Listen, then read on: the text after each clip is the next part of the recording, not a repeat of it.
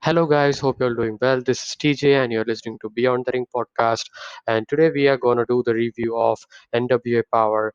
My thoughts on this show. This show was not that good because we didn't get the main event, and the matches were not that great. So the show actually opened with the NWA champion Nick Aldis, and the commentators actually say that he would be facing the 14-man Battle Royals winner in the weeks to come, and he's not get he's actually not liking that thing, liking what they are doing, that Battle Royal and all. And they also said that the champions who are the current champions, the national champion and all, they would not be, or the tag team champion, they would not be in this Battle Royal.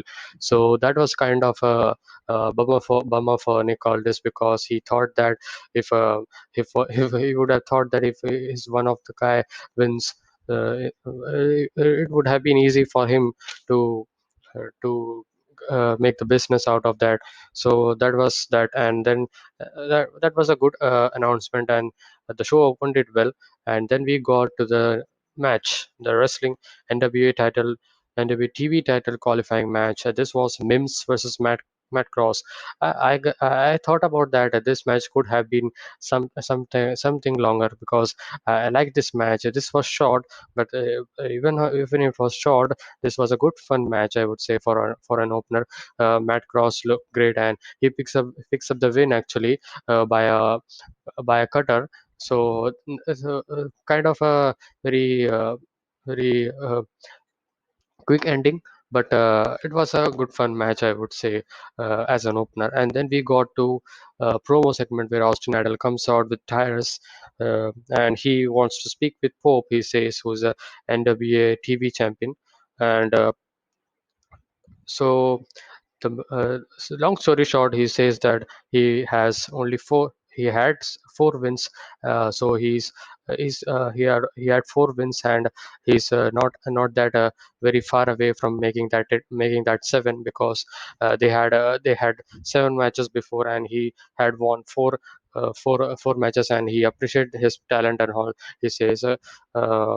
Austin Idol says. And this was kind of a meh promo, that was not that good. uh, but it was short, so that's why it didn't take much time. And then we got to Aaron Stevens uh, interviewed by May Valentine.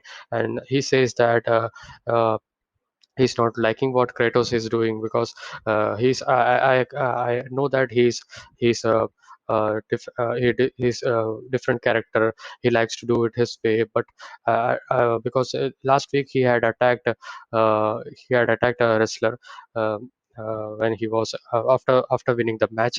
So that even though they get that victory, he was attacking. So that was not liked by Aaron Stevens. And Aaron Stevenson, even though he knows that Kratos is a different character and a different specimen altogether, but he says that to be a tag team champion, to retain that championship, to retain that honor, they should work together and keeping that title strong. So that was his kind of opinion, and uh, this was a thing, that the okay promo. And then we get to another second match, which was Cel Renero versus Kratos. Cel Renero versus Kratos. This match was set up because he wants to take on Kratos for disrespecting him last week, actually. uh, and no. Uh, actually, no one is allowed at the ringside. He also said that. So that was kind of a very confident promo of Cel Renero. And we got to the match, Cel Renero versus Kratos. And this match was okay, I would say, pretty average. Not okay, not okay, pretty average, because kind of a squash match. Cel Renero tries to use that his speed advantage and all, but Kratos was such a big guy. His strength and power advantage was not been he was not able to carry that. He was not able to justify that, and he actually does pin him. uh, and after that, he he was going for the pin, he was going for the pin actually, but he picked up his head. He wants to embarrass uh, he wants to embarrass Sal. And he then hit a innovative German suplex, right, like a elevated type German suplex, uh, finishes him off. Uh, this was, I would say, not average. This was dirt. And when we then we saw then after this, I was not so interested in this show, and then we got to the segment where this was on the topic of uh, Rosa versus Camille, who would be fighting for the number one contendership spot for the NWA Women's title, which is held uh, Serena Deeb, and Camille was actually making fun of her that she is not worthy to become number one contender.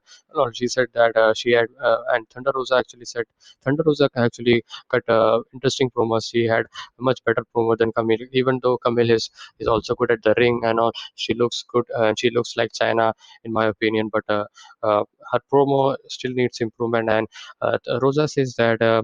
She has been handed many opportunities uh, because of his because of her effect with the management and all. uh, we then see Camille saying that there would be a stipulation. I don't know what stipulation she was saying. She said that it would be 20-minute match, one fall, and when you lose, you're not getting work with anyone other than this company. I mean, what was that? I don't know. That doesn't make sense anything. If she had said that you would be gone from NWA, that would have been good. She wants to embarrass him. She wants to embarrass her, Thunder Rosa, and she wants to not leave the organization when she loses. So that's what she wants. So Rosa was better in the promo, as I said. And then we go to the official number one contenders match, next match. uh, sorry this then and then we saw Jax Dane versus Slice Boogie, which was a false count anywhere match.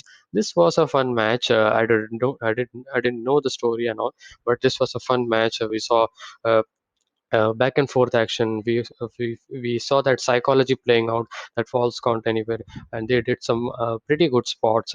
The match actually started with Jack sitting with a post by full force into the ring post by full force, and then Slice setting him onto again to the apron, kick to the leg, and Jax looked good here actually. By selling it, and he he then Slice actually hit his head onto the podium, and then he chops. The match was kind of very physical, but what was fun to watch, but nothing special, I would say.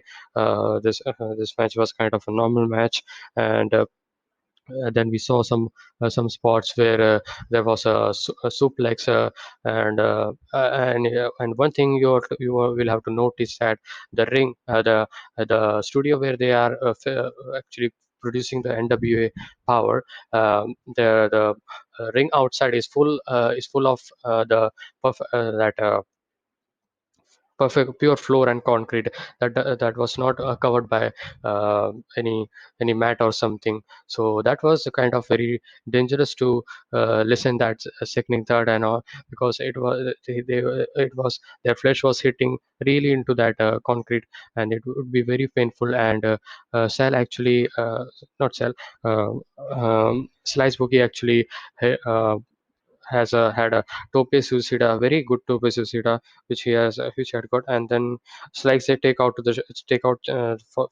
actually finish of the match. We saw Slice Boogie taking out the chair, shot to the mid section, and then shot to the back. And then Crimson comes, his tag team partner, Jack Stain's tag team partner, and he was again humiliating him. Slice Boogie again hit with the chair, and and then we saw when they get to the ring, and Slice Boogie actually uh, trying to trap that chair into the neck of Jack Stain, and Crimson actually distracts, and then Jax actually uh, uh, takes out the chair from his neck, and Jax hits Crimson accidentally because he was running towards Slice Boogie. He hits Crimson accidentally, and the match was kind of a disqualification. It was disqualification because Jack Stein was worried about his friend because he was hurt. He actually fall down to the concrete floor. So they did sell this moment very largely because this was a very pretty fun match. But then the finish was very bad because but that finish actually played it well because he was more caring about his friend Crimson, and he throws off the white towel, and referee actually asks, and ref just rings the bell, and that was the end of this match. And and then we see Nick Aldis' statement that we saw in the show opening, that he said in the beginning that uh, the tag team scenario, the Aaron Stevens and Kratos, who are the tag team championship, who are the members of Strictly Business, they would not be they would not be uh, uh, the tag team NWA tag team championship match, and the competitors actually confirmed that this match will not be held. So this show you can easily miss out. Uh, Nothing much to care about actually. When I started to review, I had to say that I will not talk about the show that much because this was a bad show. It was not good. Only thing, if you want to nitpick any good thing, was the falls count anywhere or the opening match, I would say. But then there's no any pretty there's no much very good story going on there. So we'll see how next week will be because they have NWA Women's Championship, Thunder Rosa versus Camille number one contendership, and then they are teasing the tag team championship. Sooner or later they would be defending against Aaron Stevens and Kratos, and then we saw and then we would also saw will also see for the 14-man battle royal determining the number one contender. So maybe in 2 3 weeks we would see some interesting situation playing out in NWA. But this show you can easily miss out. This was a bad show in my opinion. So that's it, guys. Be sure to like, share, subscribe, all that good stuff, and I would cover this type of wrestling content regularly, and I post new videos almost every day because almost every day we have the wrestling, and now we have NXT as well. Uh, before it was on Wednesdays, and we have now on Tuesdays, and then we have Dynamite on Wednesday. But hopefully, I would be introducing some more content, some unique contents to this channel.